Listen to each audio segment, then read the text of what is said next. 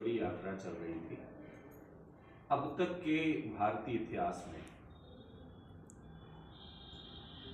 दांडी मार्च के बाद किसी द्रव्य के ऊपर महिलाओं के द्वारा, वो तो पुरुष और महिलाओं की थी, महिलाओं के द्वारा 300 किलोमीटर की पदयात्रा,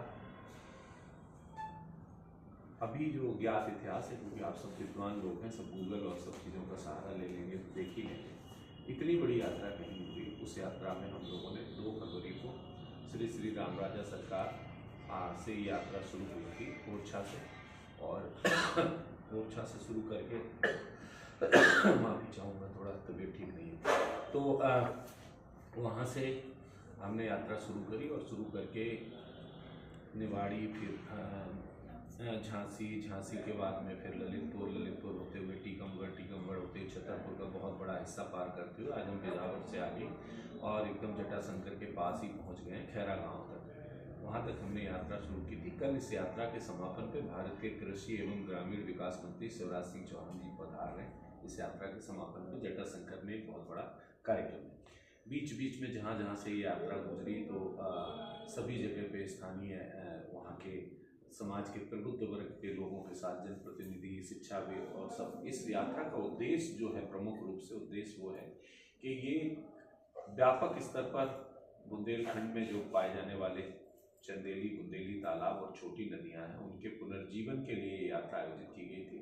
और दूसरा उद्देश्य था कि जल साक्षरता में वृद्धि करना। तीसरा उद्देश्य था कि खासतौर से ये पदयात्रा के माध्यम से लोगों को ये बताना कि अभी भी हमारे पास में ये है कि अगर हम परंपरागत पद्धतियों पे लौटें तो निश्चित तौर से जो पानी के प्रबंधन का काम है वो समाज करता रहा। समाज अभी भी अगर ये जिम्मेदारी संभाल लेगा तो ये जो जल जीवन मिशन जैसे तमाम सारी स्कीमें आ रही हैं, ये तमाम सारी स्कीमें प्रभावशाली हो सकती हैं। इन 3 बृहद उद्देश्यों को लेकर यात्रा आयोजित की गई थी और यात्रा में अब जो अनुभव रहे हैं वो हमारी बहनें आप सबके साथ में साझा करें।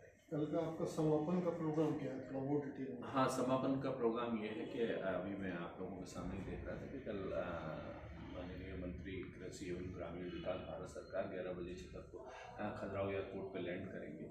वहाँ से बाय कार जाएंगे और हमारे बीच में वो पहुँचेंगे 11:40 पे खैरा गांव से। फिर हमारे साथ वो 2 किलोमीटर पदयात्रा में पैदल चलेंगे हम लोगों के साथ में, जहाँ उनके साथ हज़ारों जल सहेलियाँ चलेंगी उस यात्रा में। अभी भी हम लोग जो चल रहे हैं लगभग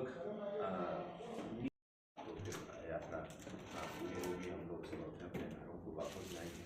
लेकिन अब इस यात्रा के आगे के तमाम सारे चरण हैं, जिन चरणों में फॉलोअप और ये सारी चीज़ें होंगी। तो मैं अपनी साथी गिरजा से अनुरोध करूँगा, अपनी जलसैली बहन गिरजा से, कि वो अपने अनुभव साझा करें यात्रा। हाँ, थोड़ा जोर से बोलना पड़ेगा। माइक की है क्या? माइक है? माइक दे दो। इसलिए निकाली है कि माने जिस गांव से हम गुजर रहे हैं तो हमारे उन गांव वालों को सबको जागरूक करके चले आ रहे हैं कि बराबर उनको भी जागरूक होना चाहिए कि हम अपने गांव में जैसे पानी के ऊपर काम करते हैं, सभी इस जिम्मेदारी से कि पानी का हर इंसान दुनिया से कोने कोने से हमारे बुंदेलखंड में जान सके कि पानी का काम करना है, पानी का बचाव रख रखाव करना।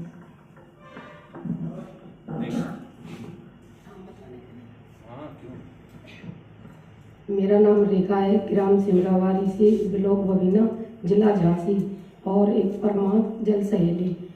हमारा एक ही उद्देश्य है, जो 2 फरवरी से रामराजा से यात्रा शुरू हुई थी, तो झांसी, बबीना और टीकमगढ़, यहाँ से छतरपुर होते हुए, तो माध्यम से हम सब जल सहेलियों ने पानी बचाने के लिए जागरूक की कि उनको सोखते गड्ढे बनाएं, किचन गार्डन लगाएं, पेड़ पौधे लगाएं और नलों में टोंटी भी लगवाएं और पानी को जितना उपयोग में चाहिए उतना ही लें। और हमारा एक ही उद्देश्य है कि सरकार भी हमारे यात्रा में सहयोग करें और हमारी सब जल सहेली मिलके और सब जितने भाई हैं उनको भी आमंत्रण है कि हमारे 20 तारीख को जटाशंकर पे जो जल हम अपने कलश यात्रा में लेके आ रहे हैं उसका अभिषेक होगा। सभी को आना और सभी को उसके जल में सहयोग की भागीदारी लेना। जैसे कि हम लोग सभी लोग चाहते हैं कि जल संकट का मतलब जो चिंता का विषय है, अब जल खत्म होते जा रहा है, लेकिन उसको बचाने का काम कोई नहीं करता, मतलब कम से कम कर रहे हैं। तो हम लोग चाहते हैं जन जन तक आवाज़ पहुँचे हम लोगों की जल सहेलियों की। जैसे कि हम लोग जितनी भी जल सहेलियाँ हैं, हम लोग अपने अपने गाँव को पानीदार बना चुकी हैं। आप लोग पानी को बचाइए, नहीं तो हम लोगों को जल संकट का सामना करना पड़ेगा। और लोगों को जाकर हम लोग गाँव जाकर समझाते हैं और कहते हैं कि जन जन तक आवाज़ पहुँचे, हर कोने कोने तक पहुँचे कि अभी हम जल नहीं बचाएंगे तो हम लोगों को बहुत सारा जल संकट का सामना करना पड़ेगा। जैसे कि हर चीज़ बनाई जा सकती है, ना तो जल बनाया जा सकता है, ना ही पैदा किया जा सकता है। इसलिए हम लोग चाहते हैं जो नदियां हैं, तालाब हैं, जो जिन पर अतिक्रमण चल रहा है और नदियां सूखती जा रही हैं, मार्च फरवरी तक सूख जाती हैं कुछ नदियां, तो हम लोग चाहते हैं उनको पुनः जीवित करना हमारा उद्देश्य है कि उनको जीवोद्धार किया जाए। सभी को मेरा नमस्ते। मेरा नाम लक्ष्मी गुसा, ग्राम पंचायत बहेरा और निवाड़ी जिला से हूँ, परमात्मा जल सहेली हूँ। और हमारी जो यात्रा का मुख्य उद्देश्य है, जो 2 फरवरी से रामराजा नगरी से स्टार्ट हुई है और झांसी, ललितपुर, टीकमगढ़ और छतरपुर और अभी बिजावर से होते हुए ग्राम खैरा में पहुंची है।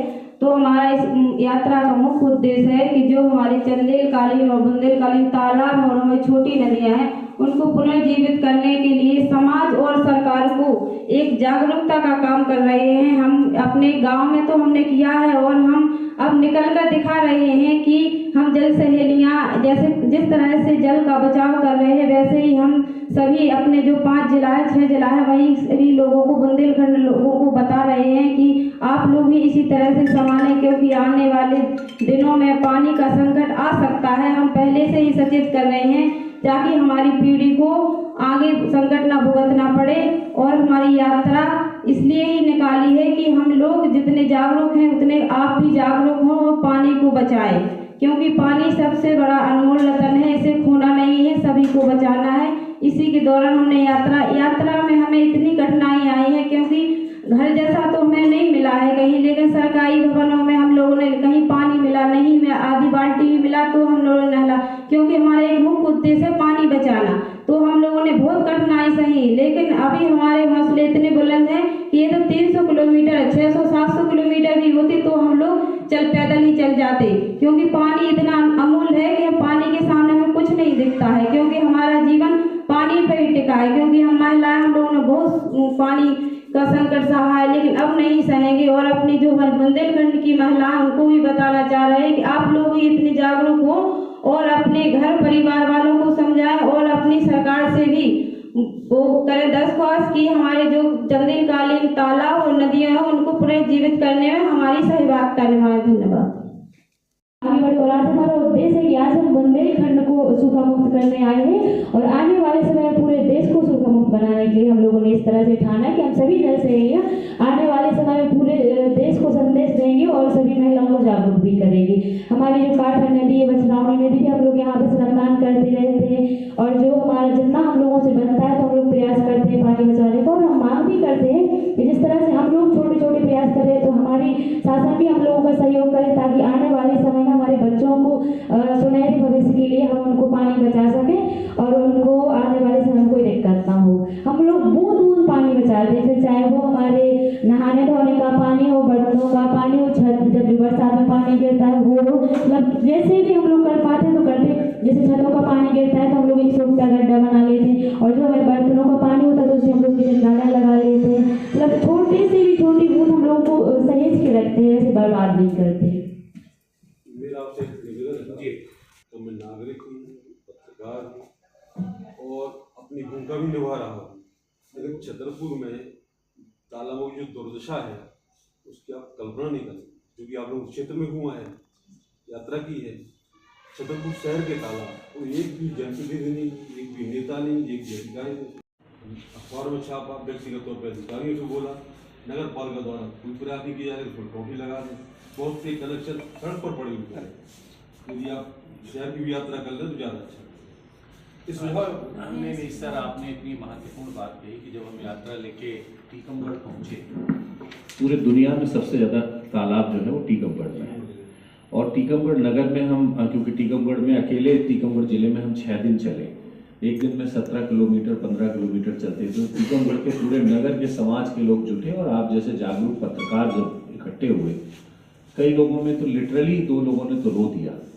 अब बड़ी विडंबना है कि 2 वर्ग स्थापित होते हैं। एक वर्ग वो है जो इंक्रोचर है और उसमें एक पूरी जिसको कहा जाए कि नेक्सिस है और उसमें एक पूरा मजबूत गठजोड़ है और बचाने वाले बहुत कम है। तो वो जो जिनको कहा जाए कि जो कंजर्वेशन में लगे हैं, लेकिन वहां पे भी हमने योजना